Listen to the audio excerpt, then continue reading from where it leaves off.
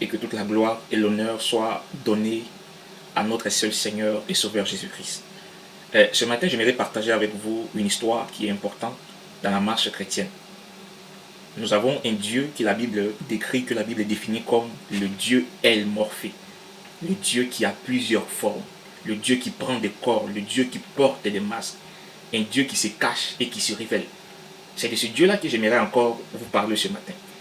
Parce que beaucoup d'hommes, je l'ai dit, désirent voir Dieu.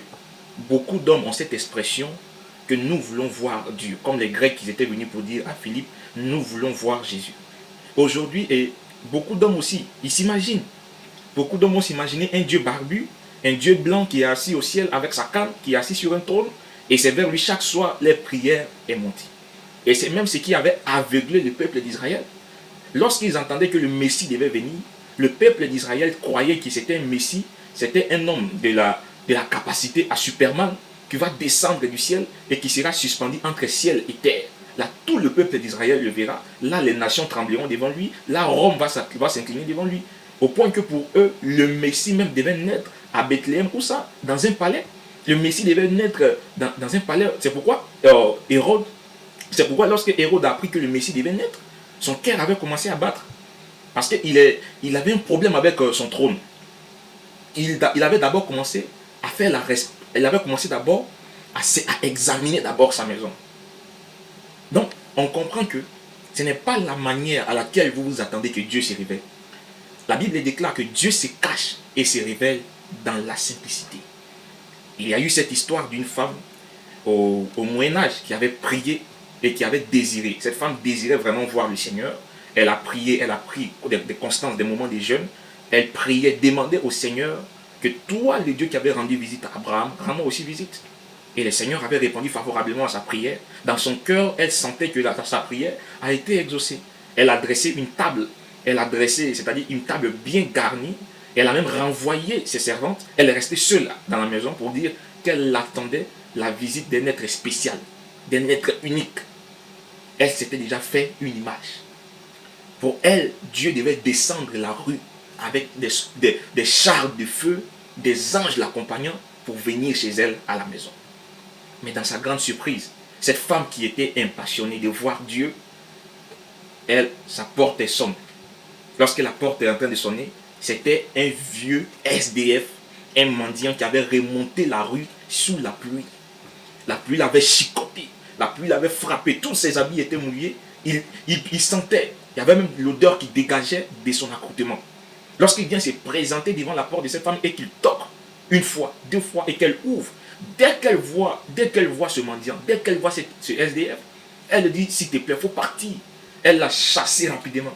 C'est-à-dire, elle lui dit non. Le gars dit non, s'il te plaît. Il dit non, je n'ai pas besoin de toi. J'attends quelqu'un de spécial. Quitte ici, il ne faut pas, il va te voir et puis il va partir. Que non, Dieu n'aime pas la saleté, tout ça. Elle a chassé ce vieux, il est parti.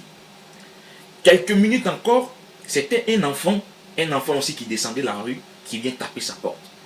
Petit bandit, que fait-il devant ma porte? Elle le chasse et s'en va. La troisième fois, c'est une vieille dame qui vient aussi taper à sa porte. Et elle va aussi chasser cette vieille dame. Et elle va s'asseoir, les heures vont passer.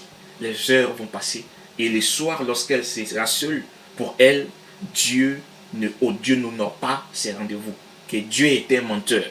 Et c'est là le Seigneur va lui rappeler que moi, je tiens toujours à ma parole et j'honore mes rendez-vous. Je t'ai venu plus de 3 fois, 3 tentatives, mais tu ne m'as pas accueilli. C'est là la femme va maintenant prendre conscience que tous ceux qu'elle avait mis dehors, c'était le Seigneur qu'elle attendait qui était venu dans la chair.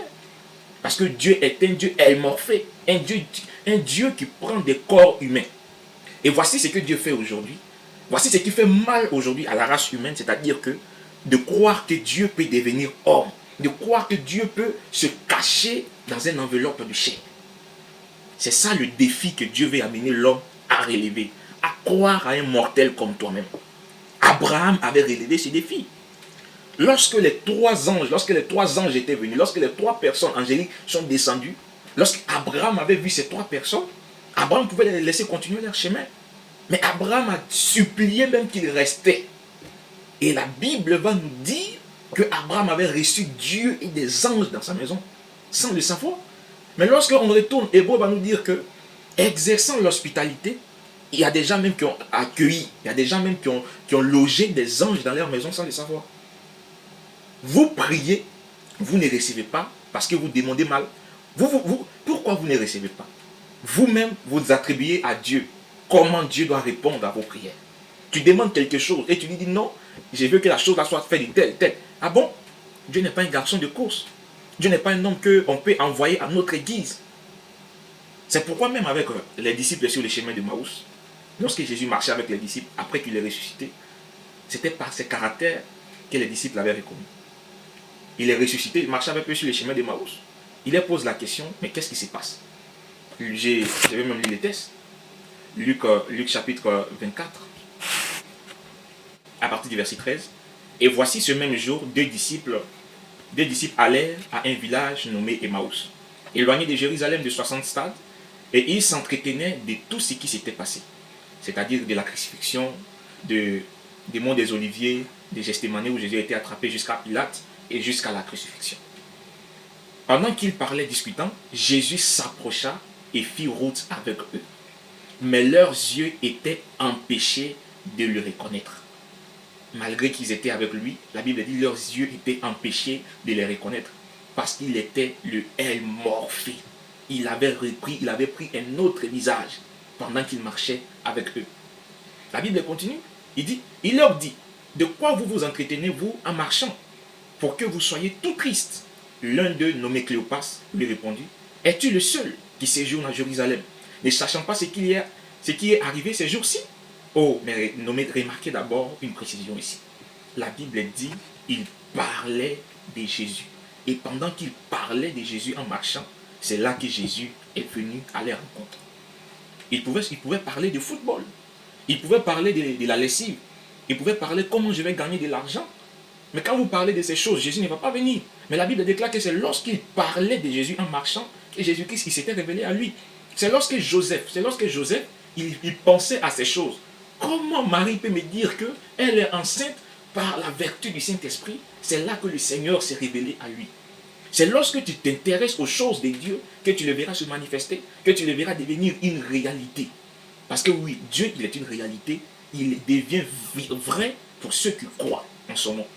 C'est pourquoi l'Écriture dit que ceux qui s'approchent de Dieu doivent croire qu'il est le rémunérateur de ceux qui le recherchent. Donc tous ceux qui cherchent Dieu, ils trouvent en Dieu un rémunérateur. Ils trouvent en Dieu quelqu'un qui répond à leurs prières. C'est pourquoi cette femme qui avait prié, si Dieu n'avait pas obéi à cette parole, alors il serait un faux. Mais Dieu avait tout fait pour honorer ses rendez-vous. C'est pourquoi la Bible dit quoi? Leur dit-il, il lui répondit, ce qui est arrivé au sujet de Jésus de Nazareth, qui est un prophète puissant en œuvre et en parole devant Dieu et devant tout le peuple. Et comment les principaux sacrificateurs et nos magistrats l'ont livré pour le faire condamner à mort et l'ont crucifié. Nous espérions, c'est-à-dire la foi des disciples avait commencé à affaiblir. Ceux qui avaient marché avec lui pendant tous ces 3 ans et demi de ministère qu'il avait exercé, arrivé à un moment, leur foi avait commencé à affaiblir. Il dit, nous espérions que ce serait lui qui délivrerait Israël. Mais avec tout cela, voici le 3e jour que ces choses-là se sont passées. Dieu est patient. Jésus était ressuscité. 3e jour, il est patient. Très très patient et puis il marche avec eux. Et vous voyez que la compréhension d'Israël, c'est que Jésus devait être quoi? Un libérateur du peuple d'Israël. Pour eux, Jésus devait être comme les Zélotes. Jésus devait être un chef de guerre qui devait renverser le pouvoir des Romains. C'est comme ça, eux, ils avaient la pensée du Messie. Mais ils ne savaient pas que la mission du Messie, l'œuvre que le Messie avait à faire, ce n'était pas concernant seulement Israël. C'est pourquoi il continue. Il dit, nous espérons que ce serait lui qui délivrerait Israël. Mais avec tout cela, voici le 3e jour que ces choses sont arrivées. Il est vrai que quelques femmes d'entre nous nous ont fort étonnés. S'étant rendues de grand matin au sépulcre et n'ayant pas trouvé son corps, elles sont venues dire que des anges leur sont apparus et ont annoncé qu'il est vivant. Quelques-uns de ceux qui étaient avec nous sont allés au sépulcre et ils ont trouvé des choses comme les femmes les avaient dit, mais lui, ils ne l'ont point trouvé. Donc ils étaient devenus incrédules. Ils doutaient même de l'expérience que ces femmes sont venues leur dire.